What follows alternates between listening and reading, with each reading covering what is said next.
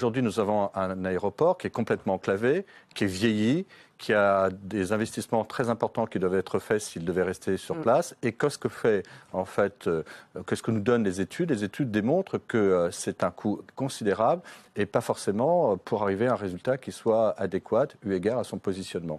Donc il vaut mieux en fait créer un nouvel aéroport que d'upgrader entre guillemets. Aujourd'hui, les estimations qui ont été faites montrent que le coût d'un nouvel aéroport est inférieur à celui d'une rénovation de l'existant et que celui qui existe aujourd'hui ne répondra jamais pleinement aux exigences qui sont celles d'un aéroport à la fois moderne, mais aussi dans des conditions de vol et d'atterrissage qui soient optimales. Puisque je vous rappelle que c'est un aéroport qui contraint à un survol du centre de Nantes et que cette situation risque de s'aggraver puisque aujourd'hui, il bénéficie d'une dérogation permettant à 13 degrés de préparer l'atterrissage, ce qui n'est pas conforme aux réglementations européennes. Et si on pose des questions effectivement de bruit et de sécurité. Si on revient dans les réglementations européennes, il faut donc installer ce qu'on appelle un ILS, qui est un instrument permettant donc de conduire automatiquement l'atterrissage, et ça décale le plan d'atterrissage et ça contraint les avions à passer davantage sur la ville de Nantes, ce qui est à la fois en termes de sécurité, mais aussi en termes de conséquences sur le bruit